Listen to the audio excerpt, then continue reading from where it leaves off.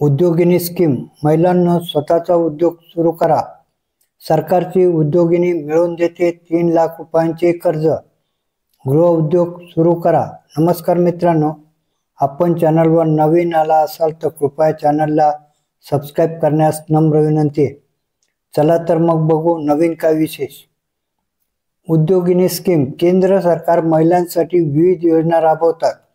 कोणतीही महिला बेरोजगार किंवा हातभर राहणार नाही यासाठी सरकारकडून महिलांकरता हजारो योजना सुरू आहे. यामधीलच एक म्हणजे उद्योगिनी. कोणतीही महिला केंद्राच्या उद्योगिनी योजनेअंतर्गत 3 लाख रुपयांचे कर्ज मिळवू शकते आणि स्वतःचा व्यवसाय सुरू करू शकते.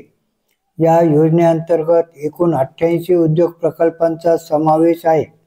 या महिलांना लघु उद्योगामध्ये स्वतःचे नाविन्य कमवायचे आहे. त्यांच्यासाठी उद्योगिनी अत्यंत फायद्याची ठरू शकते. योजनेबद्दलच्या नियम आणि अटी नेमक्या काय आहेत यावर नजर टाकूया. उद्योगिनी योजना नेमकी कशी चालते? उद्योगिनी योजना ही केंद्र सरकारच्या आत्मनिर्भर भारत कार्यक्रमाचा एक भागच आहे, ज्यामध्ये महिलांना आर्थिकदृष्ट्या स्वावलंबी होण्यास मदत केली जाते. यामध्ये एका सर्वसामान्य महिलेला स्वतःच्या पायावर एक उद्योजिका म्हणून उभे राहण्यास मदत करते. केंद्राच्या महिला व बालविकास कल्याणकडून योजना राबवण्यात येते.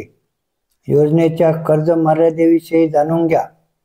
योजनेसाठी पात्र असणाऱ्या महिलेला 3 लाख रुपयांचे कर्ज मिळू शकते. परंतु ज्या महिलेला उद्योगासाठी कर्ज हवं आहे तिच्या घरातील वार्षिक उत्पन्न 1.5 लाख रुपयाच्या आत असणे गरजेचे आहे.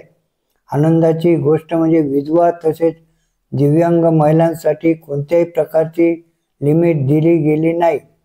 त्यांना थेट व्याज मुक्त कर्ज दिले जातं. इतर महिलांसाठी 10 ते 12% व्याजाने कर्ज दिले जाते.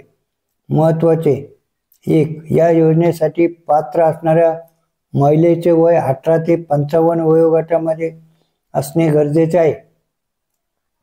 2. उद्योगिनी अंतर्गत जी महिला कर्ज घेणार असेल तिने स्वतःचा सिबिल स्कोअर सर्वप्रथम तपासून घ्यावा. मजबूत सिबिल स्कोअर असलेल्या महिलांनाच उद्योगिनी कर्ज देऊ शकते. त्याचबरोबर तुम्ही आधीच्या कर्जाचे पेमेंट केले नसेल तर तुम्हाला उद्योगिनी अंतर्गत कर्ज मिळणे मुश्किल आहे. 3. कर्जासाठी अर्ज करणाऱ्या महिलांनी अर्जाबरोबर काही महत्त्वाची कागदपत्रे देखील सबमिट करायची आहे, ज्यामध्ये पासपोर्ट साईजचे 2 फोटो, जन्माचा दाखला, आधार कार्ड, रेशन कार्ड, रहिवासी दाखला, उत्पन्नाचा दाखला, बँक खाते पासबुक या सर्व कागदपत्रांसह अर्ज स्वीकारला जाईल. 4. तुम्हाला या योजनेअंतर्गत आणखीन माहिती हवी असेल तर तुम्ही थेट बँकेशी संपर्क साधू शकता. धन्यवाद.